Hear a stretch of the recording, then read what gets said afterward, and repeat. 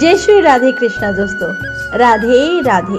बड़ों को प्रणाम और छोटों को ढेर सारा प्यार। मैं हूँ आपकी पंडिताइन जी। दोस्तों, जैसे हमारे दादा दादी के समय में हर त्योहार और व्रत कथा सुनाने के लिए पंडिताइन जी होती थी, ठीक उसी तरह से मैं हूँ आपकी ऑफिशियल पंडिताइन जी।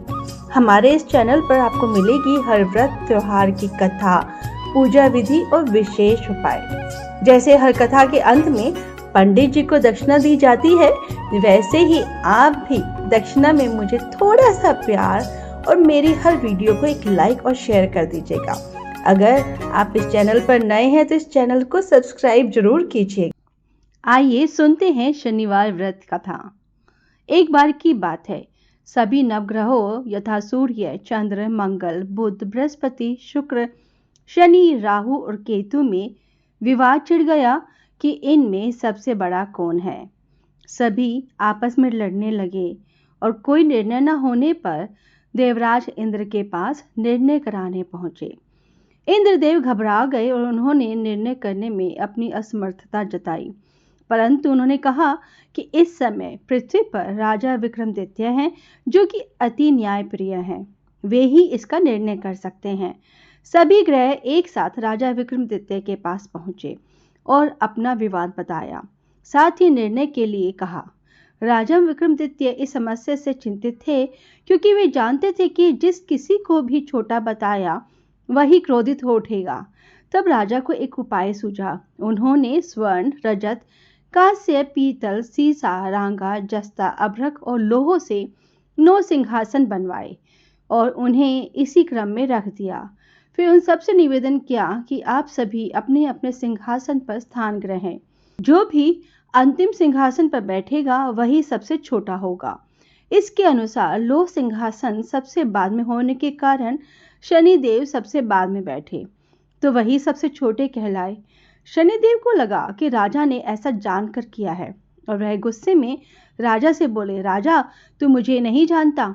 सूर्य एक राशि में 1 महीना, चंद्रमा 2.25 महीना और 2 दिन, मंगल 1.5 महीना, बृहस्पति 13 महीने व बुध और शुक्र 1-1 महीने विचरण करते हैं।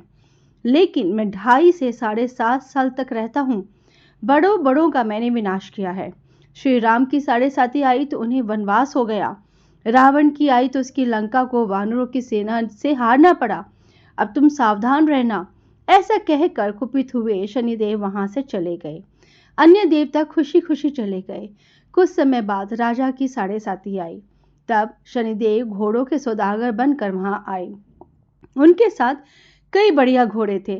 राजा ने यह विचार सुन अपने अश्वपाल को अच्छे घोड़े खरीदने की आज्ञा दी। उसने कई अच्छे घोड़े खरीदे व एक सर्वोत्तम घोड़े को राजा को सवारी हेतु दिया। राजा जो ही उस पर बैठा, वह घोड़ा सरपट वन की ओर भागा। भीषण वन में पहुंच वह अंतर्ध्यान हो गया। अब राजा भूखा प्यासा भटकता रहा। तब एक ग्वाले ने उसे पानी पिलाया। राजा ने प्रसन्न होकर उसे अपनी अंगूठी दी। वह अंगूठी देकर राजा नगर को चल दिया और वहां अपना नाम उज्जैन निवासी वीका बताया। वहां एक सेठ की दुकान में उसने जल इत्यादि पिया और कुछ देर बाद आराम किया। भाग्यवश उस दिन सेठ की खूब बिक्री हुई। सेठ उसे खाना इत्यादि करा के खुश होकर अपने साथ घर ले गया। वहां उसने एक खूंटी पर देखा कि एक हार टंगा है, जिसे खूंटी निगल रही है। थोड़ी देर में पूरा हार गायब था। तब सेठ ने आने पर देखा कि हार गायब है। सेठ ने समझा कि वीका ने ही उसे चुराया है। उसने वीका को कोतवाल के पास पकड़वा दिया। फिर उस नगर के राजा ने भी वीका को चोर समझकर उसके हाथ पैर कटवा दिए और नगर के बाहर फेंकवा दिया। वहां से एक तेली निकल रहा था, जिसे दया आई और उसने वीका को अपनी गाड़ी में बिठाया। वह अपनी जीप से बैलों को हाँकने लगा। उस समय राजा की शनि दशा समाप्त हो गई। वर्षा ऋतु आने पर राजा मल्हार गाने लगा। राजा जिस नगर में था, वहां की राजकुमारी मनभावनी को उसका गाना इतना पसंद आया कि उसने मन ही मन प्रण कर लिया कि वह उस राग गाने वाले से ही विवाह करेगी। राजकुमारी ने दासी को राग गाने वाले को ढूंढने भेजा। दासी ने बताया कि वह एक चौरंगिया यानी कि अपाहिज है, परंतु राजकुमारी ना मानी।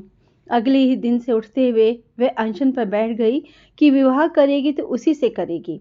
बहु समझाने पर भी जब राजकुमारी नहीं मानी तो राजा ने उस तेली को बुला भेजा और विवाह की तैयारी करने को कहा। फिर उसका विवाह राजकुमारी से हो गया।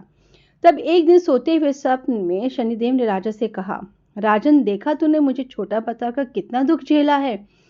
तब राजा ने उनसे क्षमा मांगी और प्रार्थना करते हुए कहा कि हे शनिदेव, जैसा दुख मुझे दिया किसी और को न देना।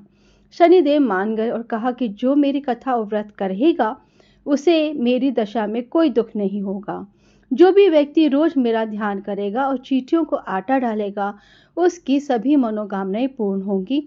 और शनिदेव ने राजा को हाथ पैर वापस दे दिए। प्रातः आंख खुलने पर राजकुमारी ने देखा तो वह आश्चर्यचकित हुई। पीका ने उसे बताया कि वह उज्जैन का राजा विक्रमादित्य है। सभी अत्यंत प्रसन्न हुए। सेठ ने जब सुना तो वह राजा के पैरों पर गिरकर क्षमा मांगने लगा। राजा ने कहा कि वह तो शनिदेव का क्रोध था, इसमें किसी का कोई दोष नहीं। सेठ ने फिर भी निवेदन किया कि मुझे शांति तभी मिलेगी जब आप मेरे घर चलकर भोजन करेंगे। सेठ ने अपने नाना प्रकार के व्यंजनों से राजा का सत्कार किया। साथ ही सबने देखा कि जो खूंटी हार निकल गई थी वही अब उसे उगल रही थी। सेठ ने अनेक मोहरे देकर राजा का धन्यवाद दिया। सेठ ने राजा से अपनी कन्या श्री कंवरी से विवाह करने का निवेदन किया। राजा ने सहर्ष स्वीकार कर लिया। कुछ समय बाद राजा अपनी दोनों रानियां मनभावनी और श्री कंवरी को लेकर सभी उपहार सहित लेकर उज्जैन नगरी को चले। वहां राजा के राज्य निवासियों ने सीमा पर खूब आदर सत्कार किया। सारे नगर में दीपमाला बनाई गई।